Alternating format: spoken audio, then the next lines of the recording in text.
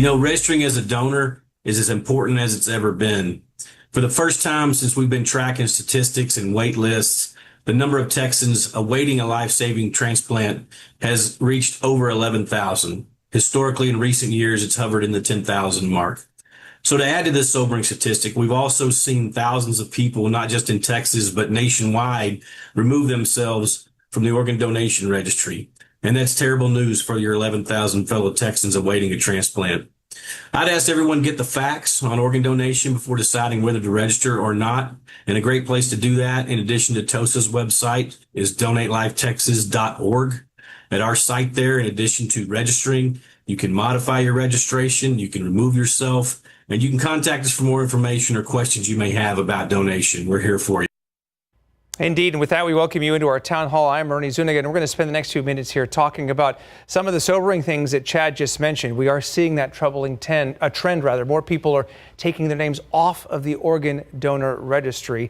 Of course, it's a very personal choice, but it has very real consequences for patients waiting and hoping for a life-saving transplant. And as you just heard, there are many of them, to be sure. I'm not going to do this alone, though. We have a couple of special guests to help us out here today. And immediately, or closest to me here, is Mary Krebs, who has a very personal connection to all of this. She's on the left of the screen there. Her son, Jacob. We're going to talk about him and your mission in just a little bit. And then next to her is Jessica Rudd, a vice president with the Texas Organ Sharing Alliance. So welcome to both of you first. Thank you. Let me start, Jessica, with you. We just had a chance to hear some of these statistics. How does that land with you? And what ultimately do you want our viewers to know about your mission and the very important work that you and your team do every day? Well, I'll start with our mission. It's the power, saving lives through the power of organ donation.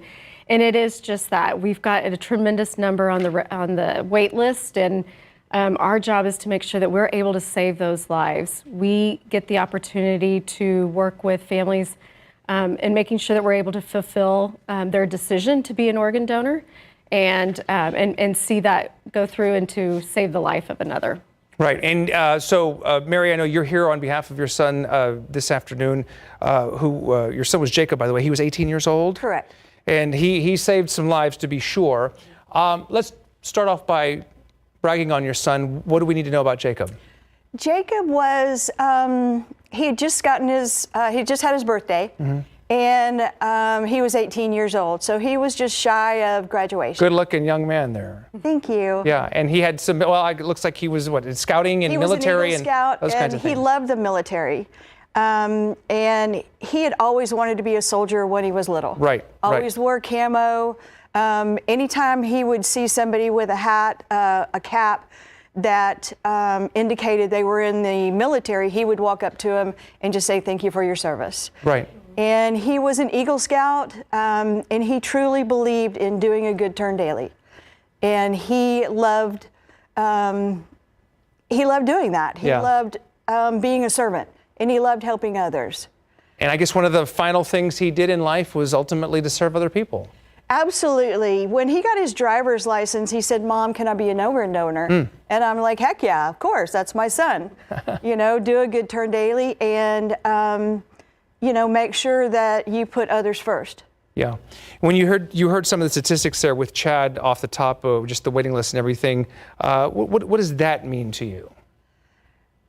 I guess it makes me a little sad that people are opting out because it truly is a gift. Yeah. When Jacob had his accident and we were down here in the hospital, there were so many things going through our mind. Right. And Jacob wanted to be able to give that gift of life. And he saved the lives of 4 people that day, but he's enhanced the lives of over 100 more with his allografts and tissue. And so there's so much more than just your regular organs. It's an excellent point. And it will assist in the life of somebody else. We know that a lot of them went through for spinal injuries. Right. And the oldest one, I think, was like 70 at the time in Florida. So now she's able to extend her life and be with the grandkids. And that value is just exceeded for her. Yeah. And so that's really important to know that it doesn't just touch one person, it touches the entire community around them with just that one donation. Yeah, those are all excellent points. By the way, if you happen to be watching this live right now on YouTube, this is interactive. You're more than welcome to jump on in the conversation there or submit a question, and it'll be relayed to me and we'll get it to one of our guests here. So please don't hesitate to do that. And there are no such thing as bad questions, as we've learned in this business. So whatever's on your mind or on your heart, to be sure to let us know. All right, so Jessica, as it relates to waiting here, we're talking about the process of waiting. There are maybe some misconceptions out there. First and foremost, what do we need to know about just that part? It can seem, I would imagine, helpless in a lot of cases when there just aren't enough organs or pieces of tissue to go around for everybody who could use one right now. Yeah, are you speaking directly about those waiting Yes. on the wait list? Yeah. I think we have a very giving community. Right. And we know that. I think with we're seeing a higher increase of distrust in the healthcare system and other media stories that aren't quite accurate, really playing into people's decisions to remove themselves from the registry. But what we know is the heart behind who these people are is to give. And we want to make sure that when they're in that moment, that decision has been made for the family kind of at a critical time that they're going through. Yeah, I mean, Mary talked about how Jacob was kind of forthcoming. I mean, I can't imagine too many teenagers that would kind of take that initiative on when they get their driver's license, but it is important to have those conversations sooner rather than later, right? Right. Yeah. And how do you broach that topic? Because it can be a little awkward and, tough to broach, if you will. I think there's ways that you can keep it really simple. Yeah. And I think that's really important to keep in mind. And it could be tell me about your feeling of giving and what does it feel like to save a life? What does that look like to you? And just sharing back and forth and allowing the individual to have their opinion about it. Yeah. What's really important, though, is when you broach the conversation of organ donation, that you have some kind of education behind it to really make sure that some of those myths are dispelled. Right. Yeah. So I see, Mary, you brought something with you here today, which I'm sure has a personal meaning for you. So what is that? Jacob always loved camo, and so I'm also involved. The military component, yeah. Right. And I'm also involved with an organization in the Hill Country called the Ultimate Gift of Life. And we do a lot of organ donation education. And we go into the high schools. And what we do is we talk to the high schools, especially during prom or just before prom, because the kids, they're kids, right. And a lot of them, unfortunately, want to drink during that time. And so we talk to them about organ donation, and we dispel the myths. And we tell them that it doesn't mean, I guess that it's important to leave a legacy, and Jacob did leave a legacy. Mm-hmm. Yeah, for many, many, many years to come, to be sure. So as we talk about waiting, Jessica, and I don't know how much you can tell us about just the process. What is that like? What is the communication like for someone who is waiting for an organ? What are some things, or maybe misconceptions out there? We talk about these things sometimes on the news, but what would you like people to know about just that process and how it plays out? When you're talking about someone waiting for a life-saving organ, it's important for that individual to work really closely with the transplant center they're being worked up with. They are a huge support system. We work closely with them. We're great partners together. They have the information that's needed when you're in that long period of wait. I would encourage someone on the wait list to be part of advocating for organ donation. I think that would be really important for us to all come together as a whole system in a community to make sure we share that message. Yeah, so we heard earlier, Chad, I think, was talking about the registry and how we're seeing this trend of people leaving the registry. So in the most basic terms, I mean, what does that mean, and why do you think that's happening? Well, there's a number of things, and they seem to have all happened over the last couple of years. We're hearing some people putting out their own stories of what they think organ donation is about. We're hearing inaccurate information, both on social media, which is incredibly difficult to get your arms around, and then on the news channels. Right. And so I think some of that has happened. If you remember, after COVID, there was a lot of divide on is healthcare handling the situation right. So now there's a distrust in the healthcare system more than ever before. And I think that when we come in and talk about organ donation, it does get a question. It gets looked at a little bit questionable of what is this really about? Yeah, I hear you. All right, and Mary, we'll get back to you here in just a minute. But waiting for a transplant, as we've kind of just talked about here, can be very tough.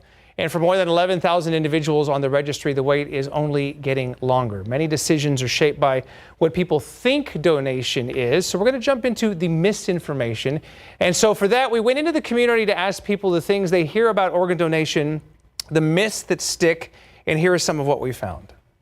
I hear it going around on TikTok all the time that the nurses or doctors will fail to rescue a person just to harvest their organs. Hospitals may not try to save you if you've said yes to organ donation, and so it creates this fear that the hospitals may not try to save you or your loved ones. I think people are scared that their lives will be less valued or less likely to be saved if they are in some kind of traumatic situation where their life is at risk. I think that people are scared that they're almost getting used for their organs and they're just letting them die, but that's not how it is. My dad and my brother are both paramedics. Our priority is always to save their life and to continue life-saving efforts up until they get to the hospital.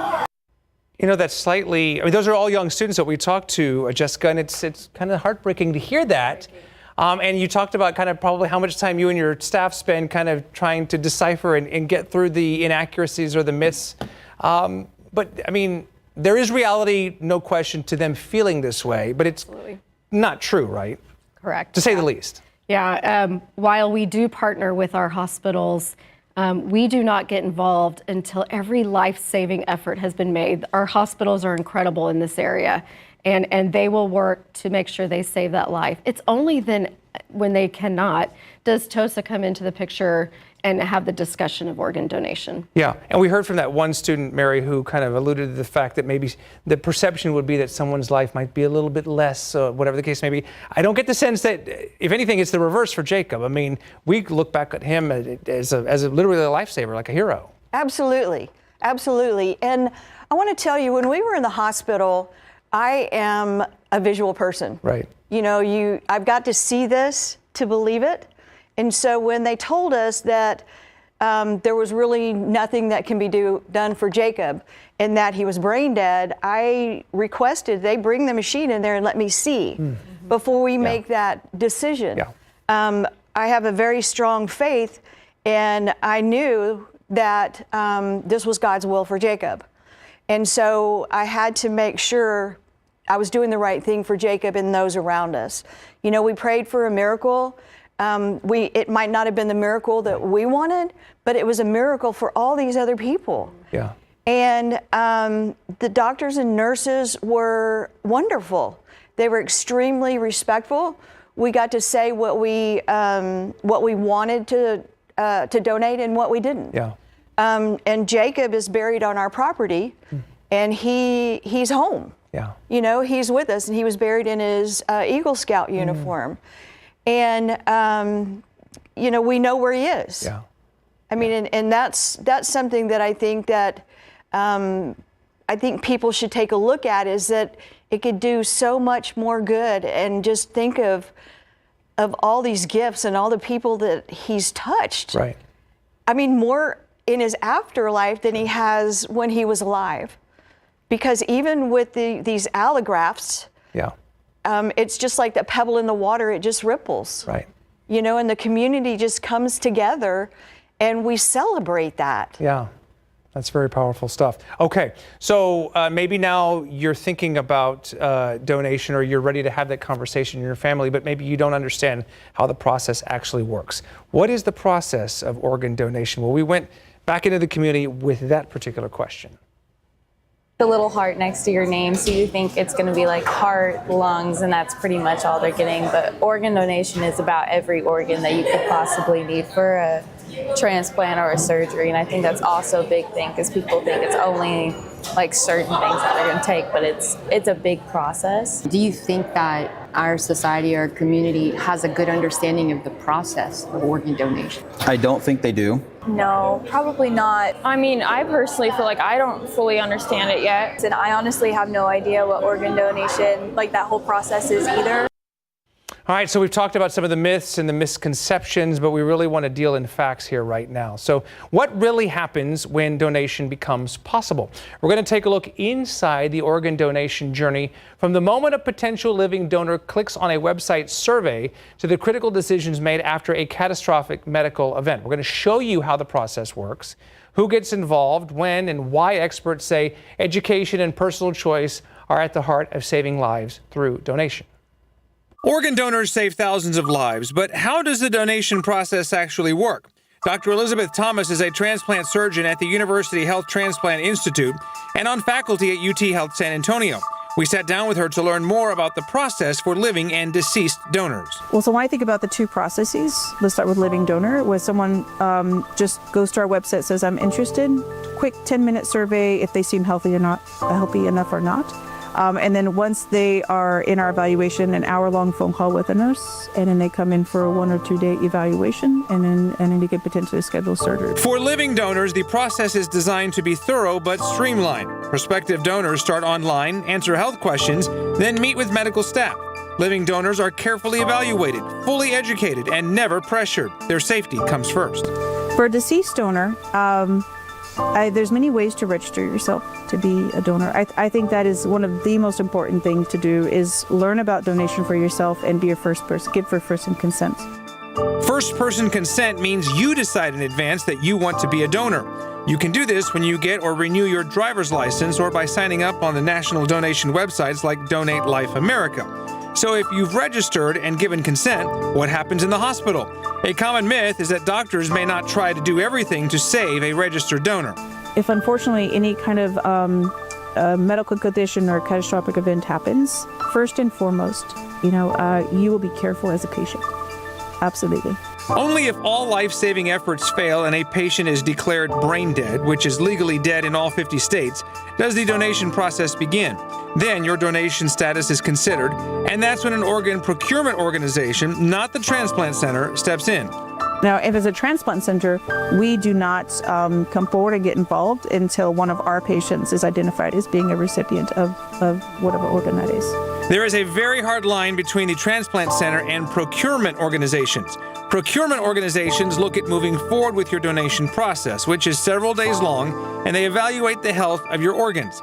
Once organs are cleared for donation, they are matched to patients on a national waiting list, which is anonymized and strictly regulated.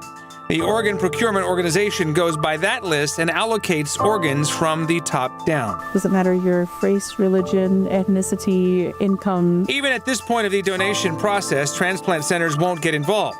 In other words, your life is protected, and only later, if you've chosen donation, your decision can give others a second chance. The list is the list, and the organs are allocated and honored in that place.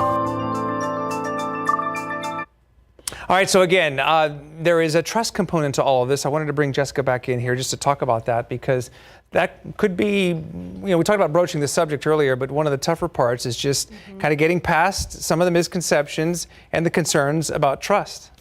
Yeah, trust is one of those things you have to choose to step into. And I think once you're educated and you have the right information, again, we're dealing with a community with incredibly giving hearts. And so I think when they have that right information, they can sign up on the registry with a fully informed decision that they've made.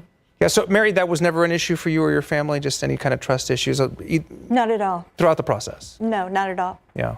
Like I said, we said what we wanted to donate and what we didn't, and I wanted Jacob back home. Like I said, he was in his Boy Scout uniform. Right. So he was all there. Jacob unfortunately drowned, but God healed his lungs and they were successfully transplanted. So, and Jacob being loving the military, the first thing we said off the top is we wanted his organs to go to the military or veteran. Right. And they did. So if I can back up a second, Jacob always wanted to be in the military. Yeah. And he, in the high school, decided he wanted to be a Navy SEAL. And we told him he had to have a plan B, because this was what he was doing. He was swimming, and he was looking at his watch and holding his breath to see how long he could, because that's what SEALs do. Right. And unfortunately, he drowned. They called it a shallow water blackout. So we told him he had to have a plan B. So Jacob's plan B was to be a medic and fly over in helicopters with the SEALs and rescue wounded soldiers. So like I said, even after he drowned, God healed his lungs, and they were successfully transplanted. And they were transplanted in a man named David, who was a medic in Vietnam that flew helicopters, flew in helicopters to rescue wounded soldiers. So we know that there's God all over it. And it's just something that helps us to get through this traumatic incident that happened, but there's so much good that can come from it. Yeah. I got chills just hearing you say that. That's pretty remarkable. All right, so Jessica, talking about safeguards here to build that trust, to ensure that everything is done with the utmost respect and care and ethics, et cetera, et cetera.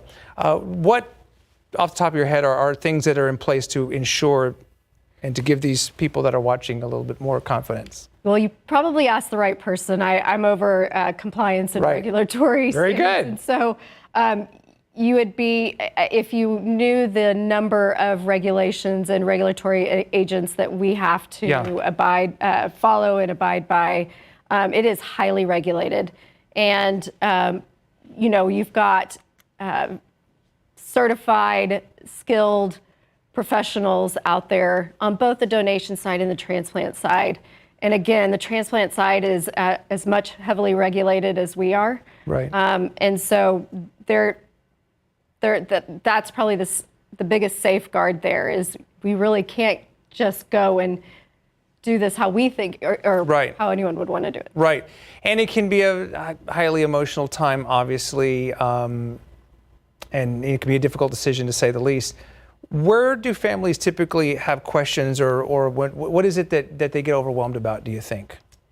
When we're talking about a family in the moment, I think a lot of times they can't really picture what that looks like. And so it's our responsibility to share the process with them in that moment, make sure the family fully understands what's going to happen and how it happens.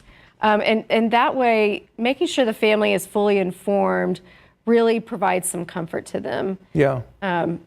I think in your case, you know, I just want to share, I love that your son's story and his name continues on, and I got to hear that from a sister of a donor earlier today, and she loves that her brother's name carries on. And absolutely. I just want to thank you for sharing his name. I love to share it. I know it can't be always easy to come on camera and kind of relive this and everything, but I wonder, looking back on the process with the organ donations and everything and making that decision, was there anything about the process that surprised you or your family?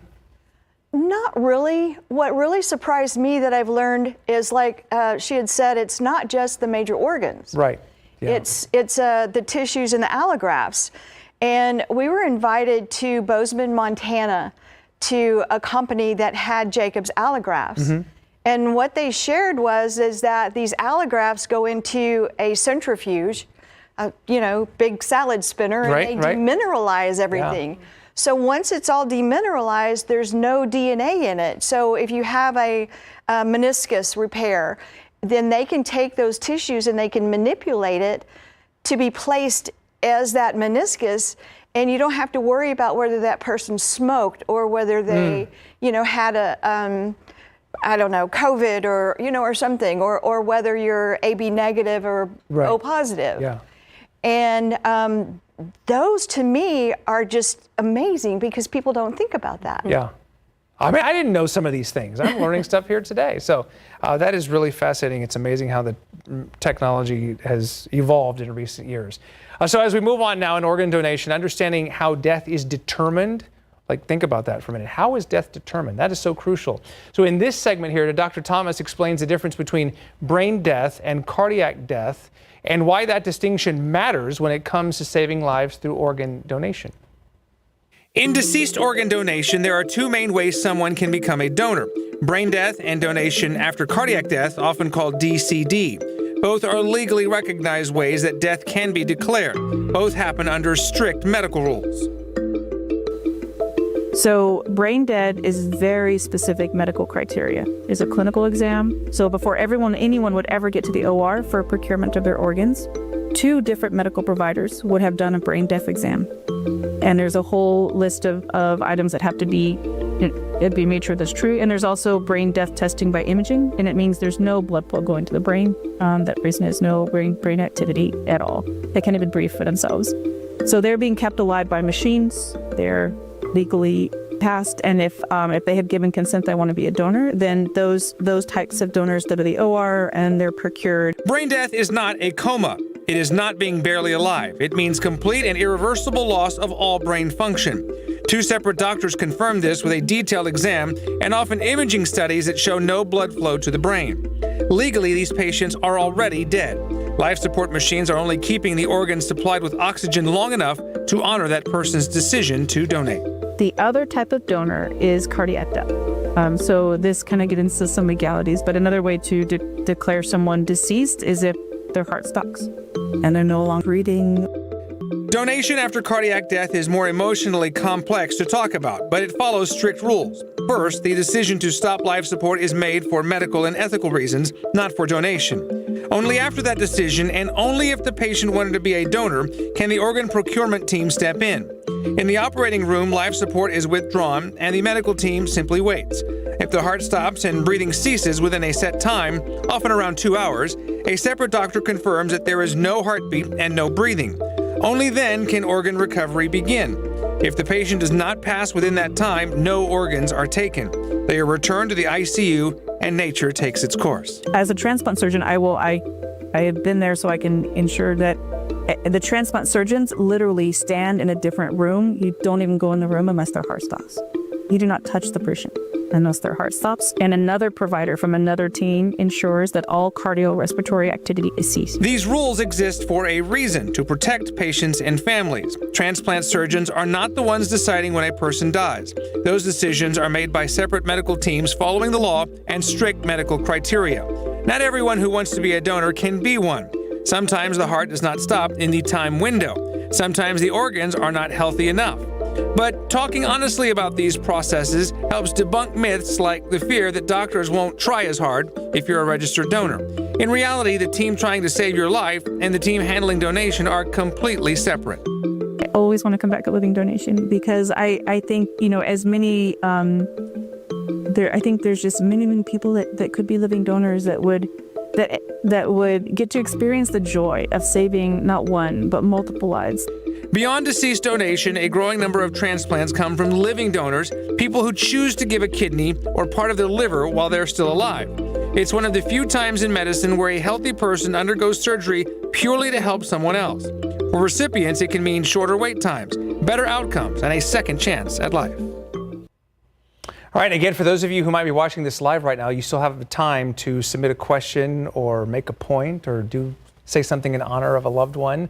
You can do all of that in the chat feature there or in the messaging feature of YouTube or your favorite social media platform, wherever you may be watching this. So understanding how organ donation actually works is just part of the picture. The other equally important piece is what you and your loved ones decide long before anybody is ever in a hospital bed. And we talked earlier about kind of broaching that topic and how to start the conversation at home, again, sooner, hopefully, rather than later. But let me go back to Jessica here as we reintroduce Jessica and Mary. There is a religious component, right? And religion is very important, and it's very personal to many people who are watching this. So how do you get past some of the different religions and some of the ways that might be impacted, religiously speaking? Yeah, I mean, much like Mary's case, it sounds like obviously your religion is for donation, but what we know is that all major religions are for organ donation. You can go on our website, and we actually have a list of those that they can check out at tosa1.org. Right.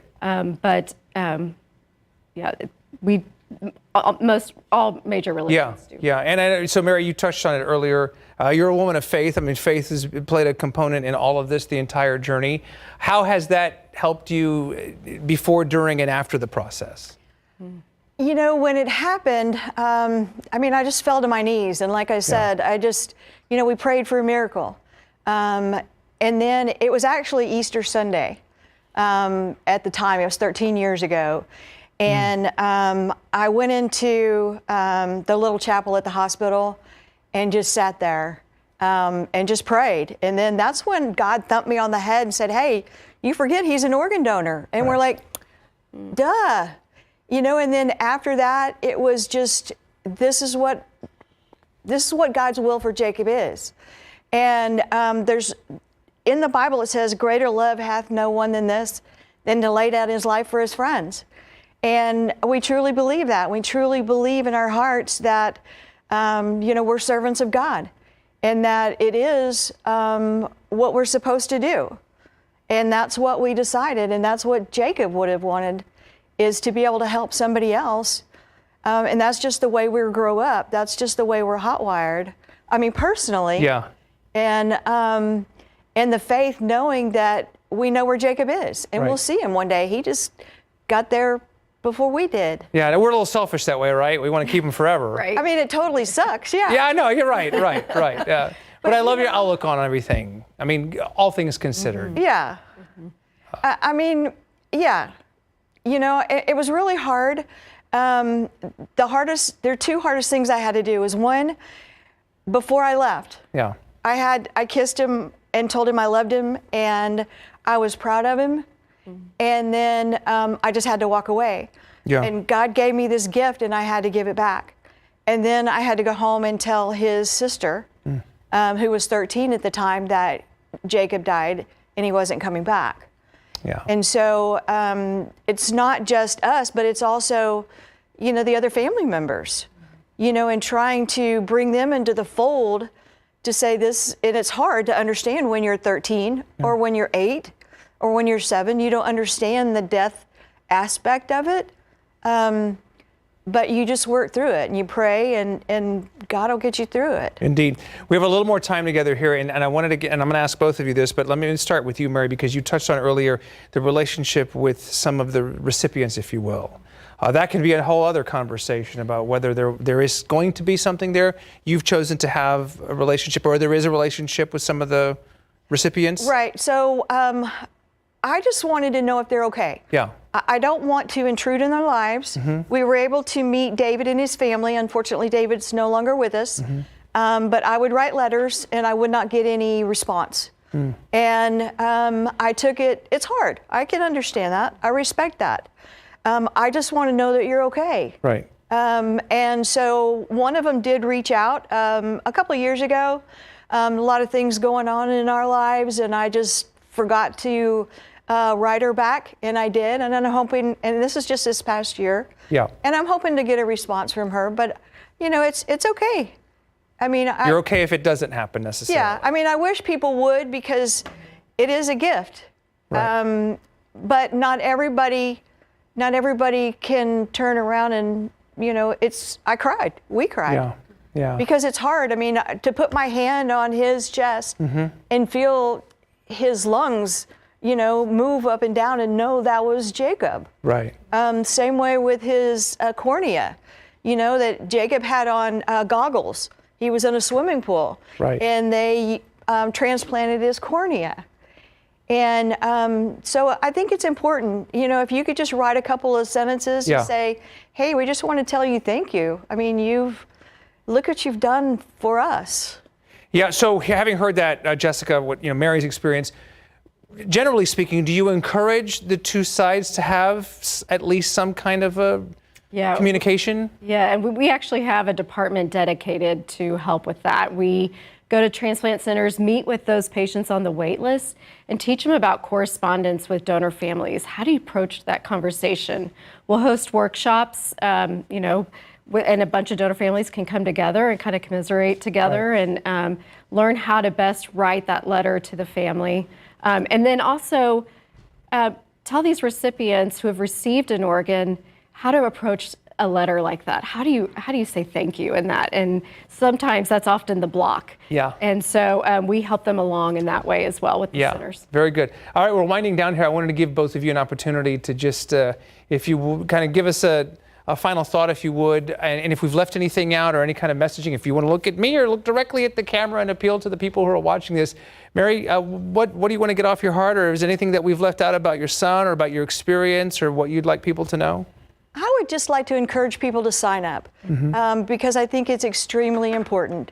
One of the things that we had found out, or we learned of a quote, and it was what the butterfly calls the end, the master, well, I'm sorry, I got that backwards. That's okay. What the caterpillar calls the end, the master calls the butterfly. Aha.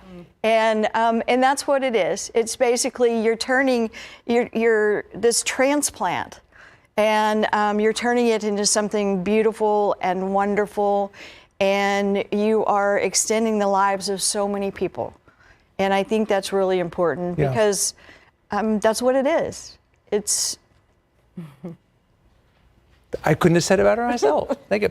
Jessica, what about you? You know, and I've gotten to know some of your team at Texas-Oregon Sharing Alliance. I mean, you're doing the Lord's work every single day. It's amazing what you do.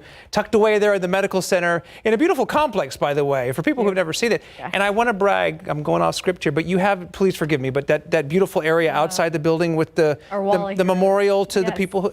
Can you explain that real quick and people can come and see that? He's right. We have a new facility, and we built the facility around a wall of heroes where every organ donor name is displayed on a medal, and we're able to share that story. It's such an impact when you see the thousands of life-saving heroes on that wall. It's beautiful. Yes, and I'm not doing it justice by any means describing it here right now, so you need to go out and see it or find it online. Did we leave anything out or anything that you, just from your end that you want people to know? Well, I'm going to piggyback on Mary's comment. I would encourage everyone to register to be an organ donor. The wait list will grow. It continues to grow. And getting to be a part of this field for 20 years, I have gotten to see the hope that is instilled in these donor families and the excitement as they get to share their message of their loved one just through the hero that they are in saving lives through donation. So I would really encourage those to register. Well, that is a fantastic way to end our time here. Jessica Rudd, thank you very much to you and everybody at Texas-Oregon Sharing Alliance, and Mary, to you. And I would like to think Jacob's got a pretty good vantage point from where he is right now watching down on us. Thank you for sharing your story about your son today. Appreciate it. Very good. All right, so today we've heard the myths, the facts, and the voices behind organ donation. And again, I want to thank Jessica and Mary for sharing their experiences with us. We are not done by any means. If you'd like to learn more, you can check your donor registration status or sign up to become an organ donor, and also join us, mark your calendar, Friday, March 6th, from 9 a.m. to noon for a live phone bank on KSAT 12. Again, that's March 6th on Friday from 9 a.m. to noon. We'll have a live phone bank to answer more questions. Volunteers will be standing by to hear your questions and help you take that next step. Maybe you're having that conversation right now. And again, March 6th is another opportunity to learn more and just kind of enhance all of that. So with that, we'll say bye for now. Until next time, I'm Ernie Zuniga. Thanks so much for watching.